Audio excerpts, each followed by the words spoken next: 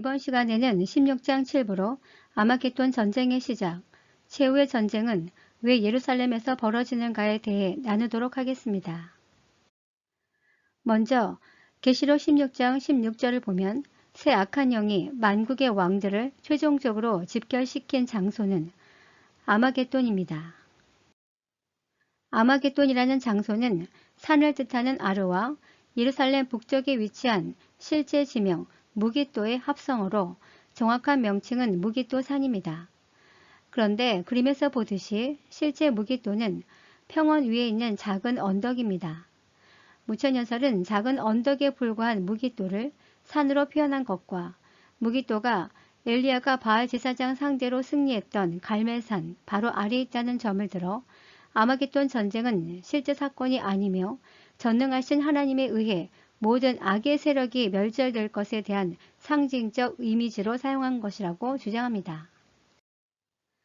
이 주장에 대한 반론으로 에스겔 38장 8절과 39장 17절을 보면 이스라엘을 이스라엘 산으로 표현하고 있습니다.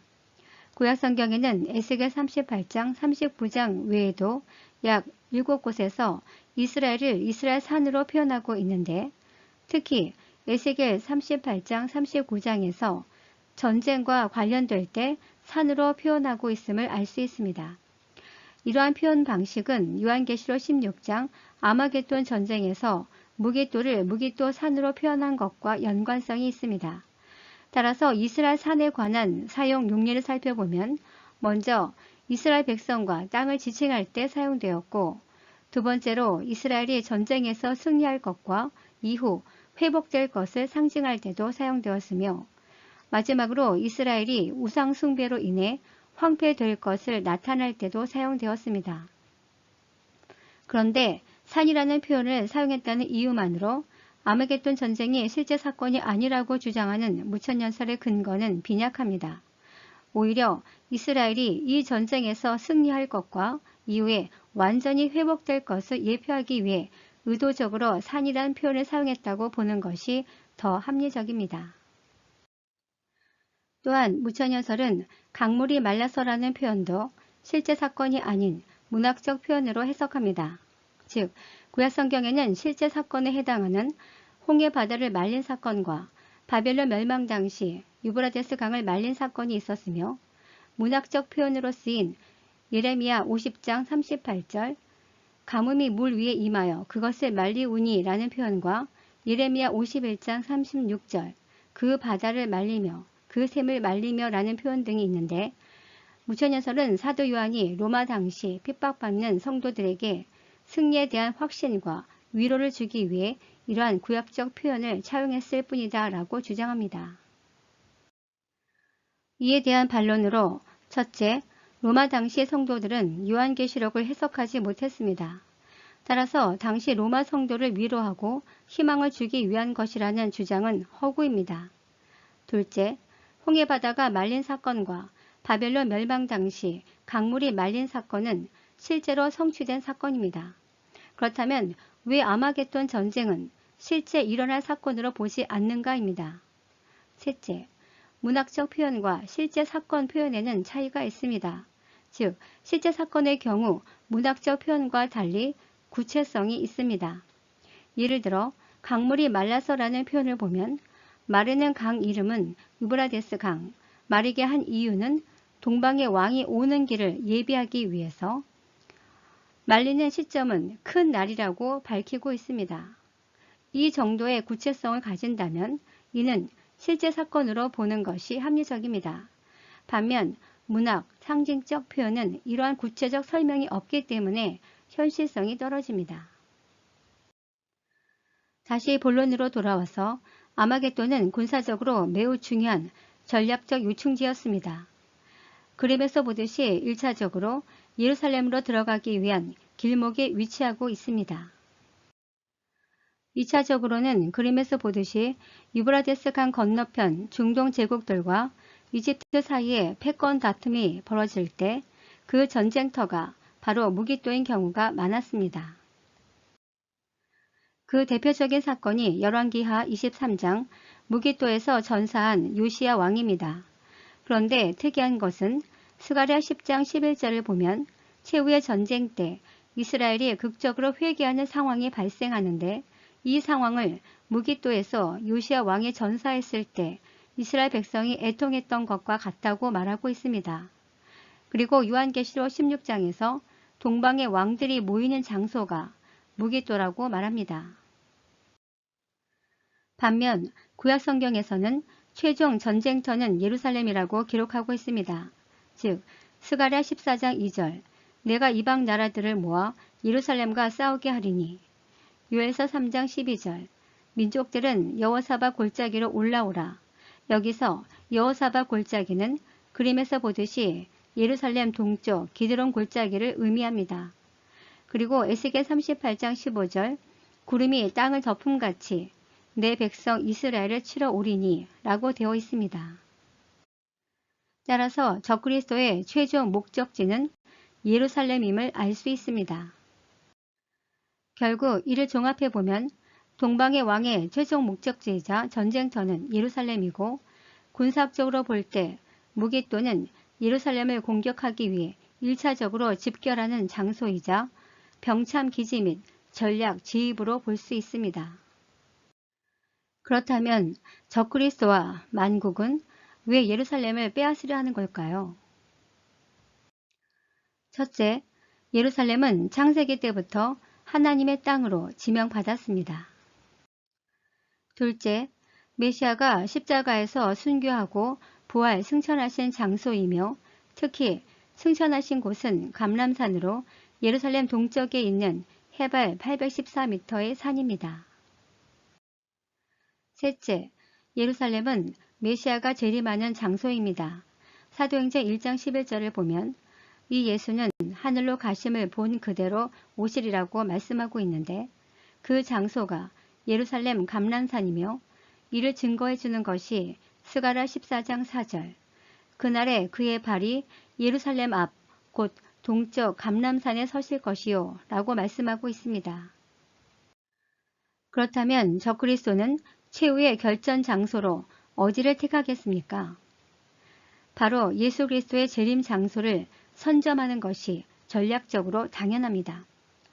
예를 들어 6.25 전쟁 당시 인천 상륙작전과 2차 세계대전 때 노르망디 상륙작전을 감행하는 것을 적들이 알고 있었다면 당연히 인천과 노르망디 지역에 모든 군사력을 배치했을 것입니다.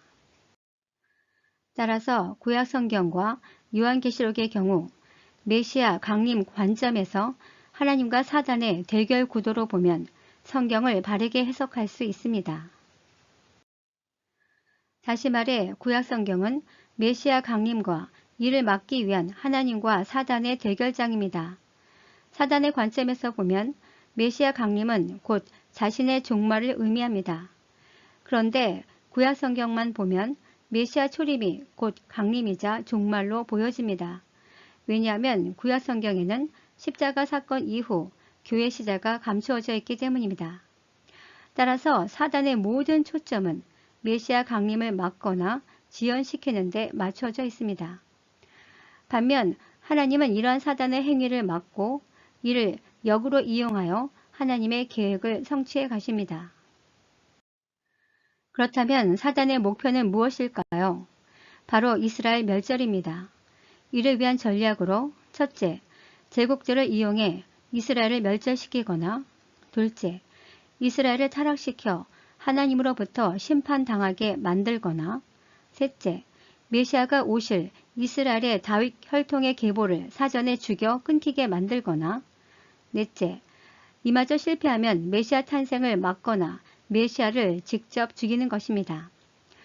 사실 사단도 하나님이 아브라함을 택했을 때부터 메시아는 이스라엘부터 온다는 사실을 인지했을 것이며 또한 구약에 계시된 다윗의 혈통으로부터 메시아가 온다는 사실도 눈치챘을 것입니다.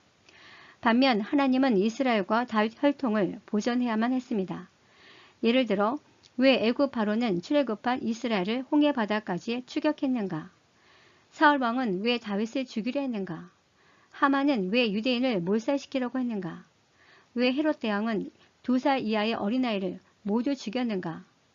이런 것들을 보면 그 배후에 사단이 메시아 강림을 막기 위한 시도가 있었음을 알 수 있습니다. 여기서 사단은 중요한 착각을 했는데, 즉 사단은 예수 그리스도를 십자가에서 죽임으로써 자신이 승리했다고 착각했으며 이후에 교회 시대가 열린다는 것을 몰랐습니다. 이것이 바로 십자가 사건의 중요한 비밀이자 하나님의 계획이었습니다. 반면 하나님은 구약성경에서 이 비밀을 철저히 숨기고 사단의 행위를 이용하여 마침내 예수 그리스도가 십자가에서 죽고 부활 승천하심으로 만국을 구원하기 위한 교회 시대를 열었습니다. 그리고 사단에게 있어 더 충격적인 것은 메시아가 부활 승천하시면서 다시 재림할 것을 예표한 것입니다. 다시 말하면 메시아 재림은 곧 사단의 종말을 의미합니다. 이때부터 사단은 재림에 모든 포커스를 맞추고 있습니다. 예를 들어 마치 부모가 자녀 교육의 모든 초점을 대학 입시에 두고 있는 것과 같습니다. 그렇다면 신약시대 이후 사단의 전략은 무엇일까요? 첫째, 재림을 지연시키는 전략이 있습니다. 먼저 재림의 조건을 살펴보면 성도의 충만한 수가 채워져야 하고 땅끝까지 복음이 전파되어야 합니다. 이를 위해 지금까지 사단은 복음 전파 및 구원을 방해하기 위해 모든 수단을 동원합니다. 그 다음은 이스라엘과 이방인 성도 간의 연합이 이루어져야 합니다. 그림에서 보듯이 사단은 이스라엘과 이방인 사이에 연합을 하지 못하도록 끊임없이 이간질 시켜왔습니다. 오늘날 전도하는 데 있어 가장 힘든 민족이 바로 유대인입니다. 둘째, 재림하는 예수와 최후의 전쟁을 준비하는 전략입니다.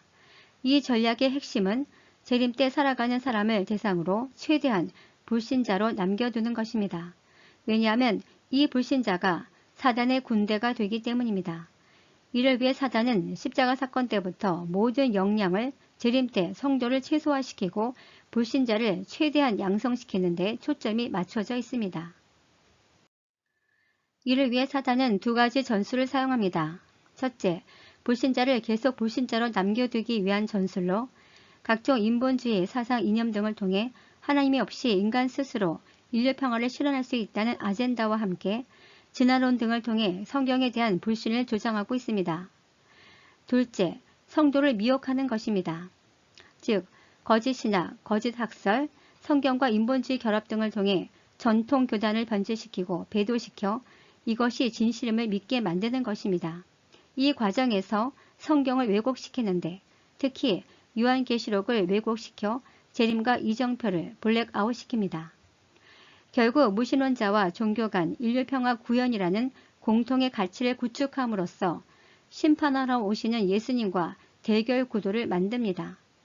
이 모든 과정은 재림 때 가장 치열해질 것입니다.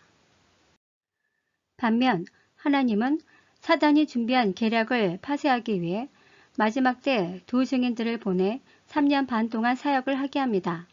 즉 십자가 사건부터 사단이 준비해온 가장 완벽한 거짓 논리들을 두 증인에게 초월적인 권세와 능력을 부여함으로써 불신자들에게는 혼란을, 속임당한 성도들에게는 다시 깨어나게 합니다. 이것이 바로 요한계시록 12장 15절 이하의 말씀입니다. 따라서 재림 때의 키워드는 믿음과 분별입니다. 사실 십자가 사건 이후 재림 때 신앙생활하는 성도들이 가장 힘듭니다. 이때는 강력한 박해와 핍박도 있겠지만 그보다는 가장 완벽해 보이는 거짓이 미혹하고 있기 때문입니다. 하나님이 보시기에 가장 신실한 성도들은 로마 박해 때 성도들보다 마지막 재림 때 끝까지 믿음을 지키는 성도들입니다. 이를 증명하는 것이 바로 짐승의 표가 될 것입니다. 즉 십자가 사건 이후부터 사단이 준비해온 거짓 신학과 학설, 인본주의 철학, 각종 사상과 이념이 가장 강력하게 미혹하고 박해하기 때문에 마지막 때 짐승의 표를 받지 않는 성도와 순교하는 성도들이 최고의 성도가 될 것입니다. 이를 증명하는 것이 요한계시록 20장 4절에서 6절입니다. 여기서 보면 천년 동안 왕노릇한 자는 누구인가? 첫째 부활에 참여하는 자가 누구인가에 대해 목배임 당한 자와 짐승의 표를 받지 아니한 자라고 말하고 있습니다.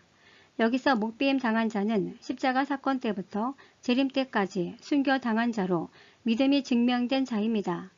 그리고 재림 직전 짐승의 표를 받지 않은 자로 결국 휴거된 자입니다.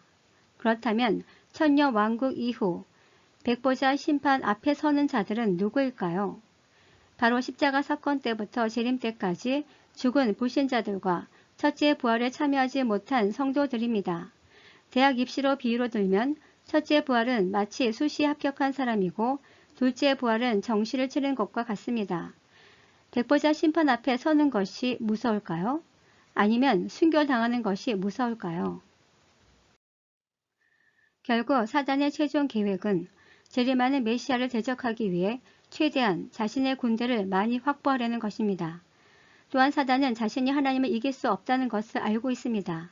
하지만 사단의 입장에서는 마지막까지 할 수 있는 방법을 총동원해 보는 것입니다. 문제는 불신자들은 자신이 사단에게 이용당하고 있다는 사실을 모릅니다.